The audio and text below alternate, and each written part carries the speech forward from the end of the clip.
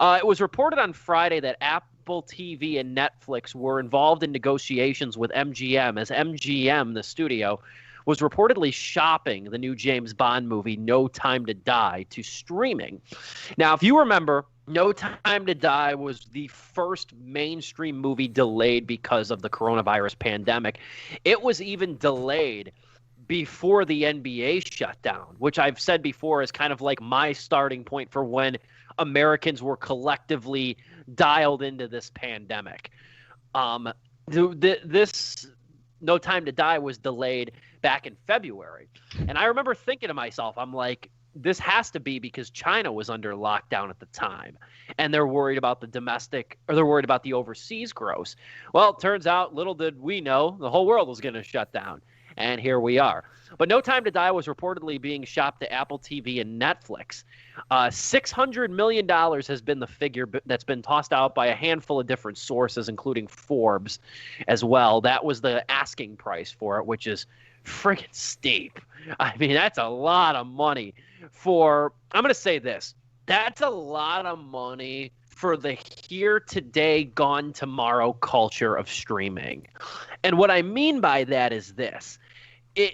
This is the thing I've really learned about streaming movies in the past 7 months or so, with movies like The Lovebirds and, I don't know, Coffee and Kareem and Trial of Chicago 7 and all these movies that have been coming to streaming platforms.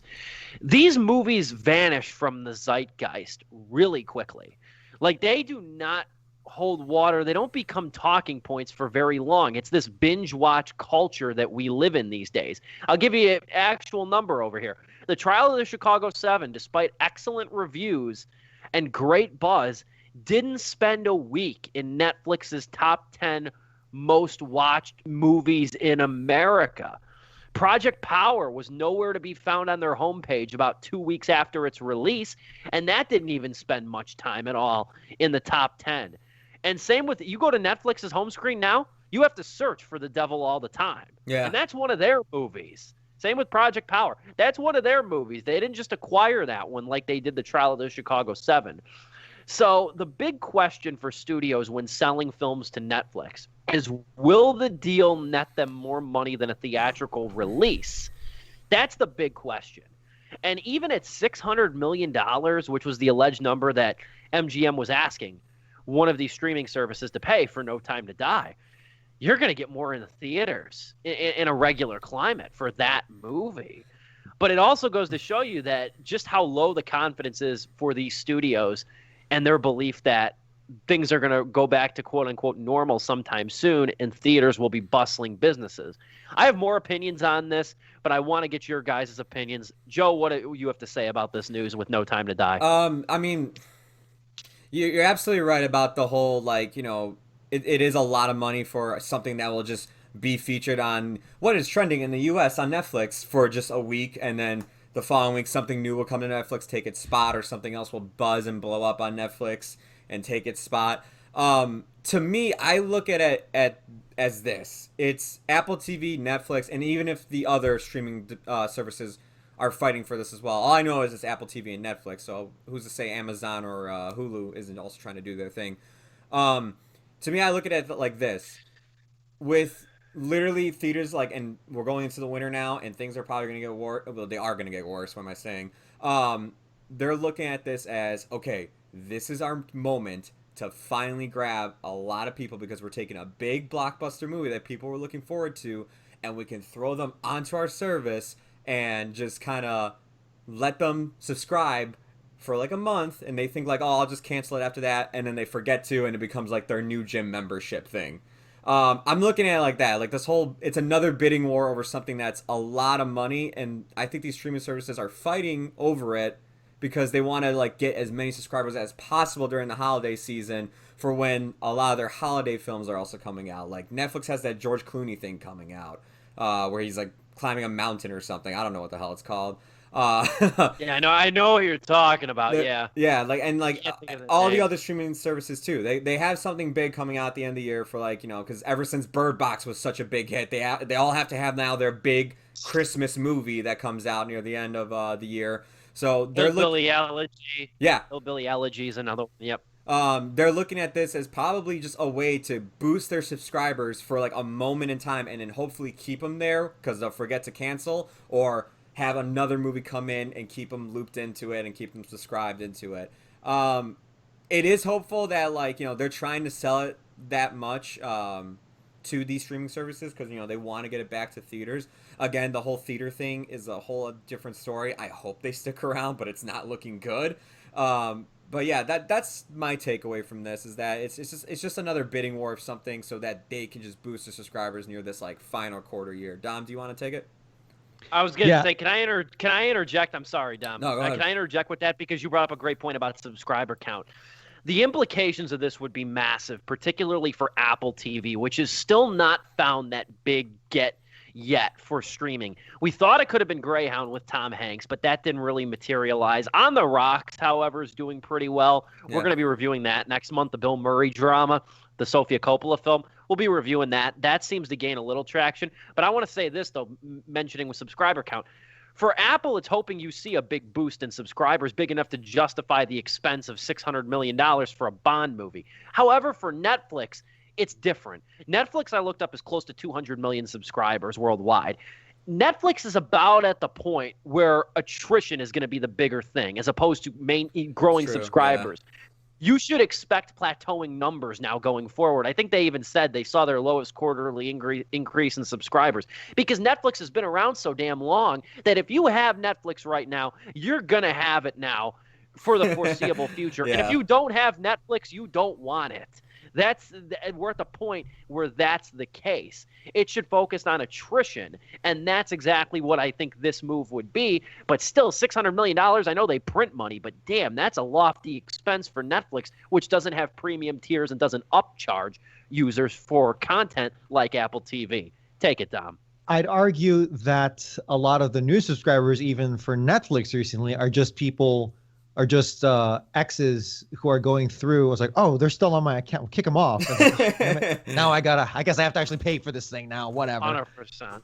Yeah, but so just for some even more hilarious context, because it's just big companies losing money and I don't care. But like in terms of, according to the Hollywood Reporter, that $600 million ask for streaming rights may have actually been as high as 800 million, may have been, according to some sources. 650, 700. It's just a ridiculous number, and I'm sure that was just the starting ask for them to eventually go lower in negotiation. But still, the fact that they started there is just crazy. 800 million. They got the Jordan Belfort mindset. These are fun certificates. That's one of my favorite terms for cash, by the way. Fun coupons. It was fun coupons. Fun coupons. Yes. Even better. But I don't know if you guys mentioned it yet.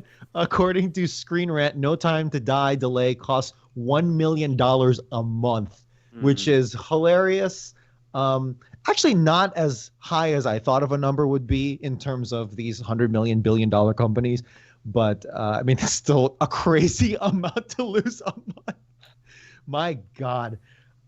Yes, and I think there's even some bigger talk here. I don't think there's been any solid source of any hard evidence of this, but there has been some talk about, particularly from CNBC, where they talk about how MGM and other likewise studios, which have a huge library, a legendary library dating back to when the talkies were still a thing, or were starting to get their foothold, they might be up for grabs.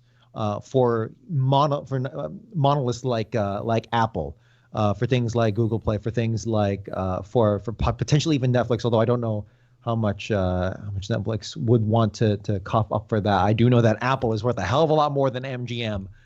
So if they acquire the MGM library, that would be their foot in the door. And the thing is, in terms of my gut reaction in terms of the kind of like Apple versus Netflix here.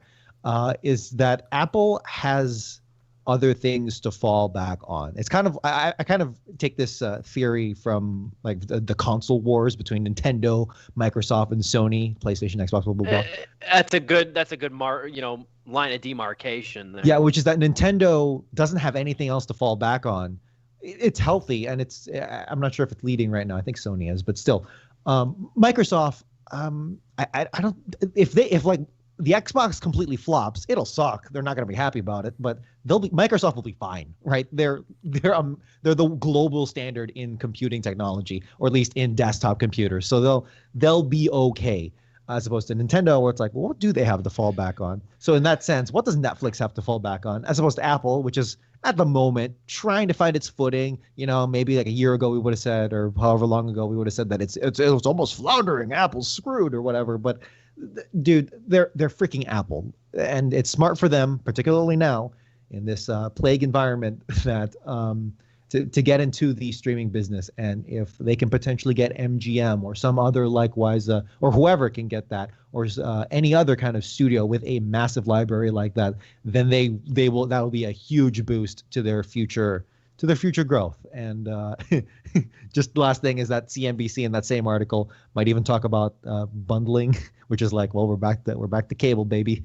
We were trending that way anyway. We're back. We are here, and it is here to stay. But yeah, James Bond, it is what it is, baby. So it's I'm adapting that Hollywood producer mindset, where it's like, we got money to burn, baby. We're here. We're good. I think the company that's got the most to lose with this is MGM for two big reasons. They dump No Time to Die. Let's take the median. Let's say the middleman, $700 million. Let's say they sell it to Apple for $700 million. Let's say that's the hypothetical. Okay. Well, $700 million is for damn sure less than it would make in a thriving theatrical market. I mean, Bond movies are almost guaranteed about $1 billion in box office revenue total. So revenue, not profit. But they're at least guaranteed $1 billion gross, about. Skyfall made $1 billion, so yeah, you're right. Exactly. I think How much did Spectre? Spectre did considerably less. 880 million. Okay, so maybe not guaranteed $1 billion, but you're looking at $1 billion, especially because this is the last one with Daniel Craig, isn't it? Yeah. This is the last one with him. So I don't follow Bond, so I don't really know that well. But anyway, I knew that. But moreover, MGM has more to lose because they lose more money with the theatrical grow, or they gain more money if they let it go theatrical in a thriving market, number one. Number two, and Scott Mendelson, who's contributed a lot to this show for somebody who's never said a word on a microphone on this show. Scott Mendelson of Forbes, he had an excellent article, go read it on Forbes, talking about what MGM had to lose in this. And this is something I even considered too.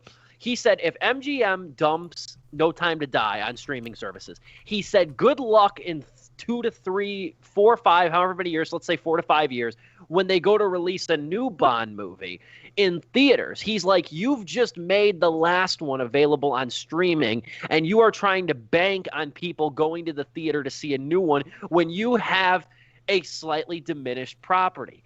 Because he even said, too, he's like, Bond is debatably the last franchise that you do not subscribe. Yeah. Most people do not subscribe to a particular studio. Like, you don't look at Star Wars. You look at Star Wars and think Disney. You know what I mean? You look at Pixar, you think Disney. You look at certain, franchises. Obviously you look at superhero movies, you look at Marvel, you look at DC. I kept on thinking about other franchises, and they all ran back to Disney. Well, yes. Marvel, Disney. Yes, Pirates, exactly. Disney. Yes, but at the same time, though, he's right in the regard that, Bond is like the great American franchise where it's like you don't really even know it is a studio. It's a corporate brand. Mission Impossible is another one, yeah. It's one of them, but even still, Bond has retained generational popularity, and you run the risk of diminishing the brand by putting it on Disney Plus, or by putting it on streaming services. What I was meant to say was with Mulan and Disney Plus, Mulan wasn't trying to start a franchise.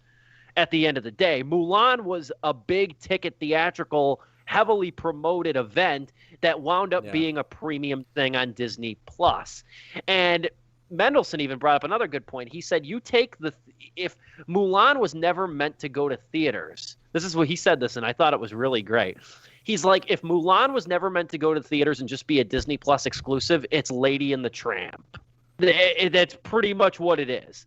And how often do we talk about Lady and the Tramp on Disney Plus? I'm still convinced to this day I'm the only one who sat through the whole thing. Nobody talked about that. So the MGM has the most to lose with this, undoubtedly. It can only help Apple. Apple's got the most to gain from this if Apple were to acquire it. But the fact that this news even came out, I mean, I always say this because I know Joe and I follow sports pretty heavily, especially football. When you hear leaks in organizations or like this player's unhappy or this player wants to be traded, I go back to why does information leak? Somebody wants it out. The team doesn't want it out. The team doesn't want that information to go to the public and go to the media. Why did that information come out, though? Somebody wanted it out. Somebody had something to gain from having that information in the public eye. So the fact that they were talking about it, though, that's big. And it would be another huge event if No Time to Die were to get sold to Netflix, Apple, the like, what have you. Any closing thoughts on this? I know I kind of went long-winded on that one, but no, I got nothing. The industry, the industry is gonna be shaken and stirred. Oh my god! Edit in the bottom, the horns. Edit in the horns.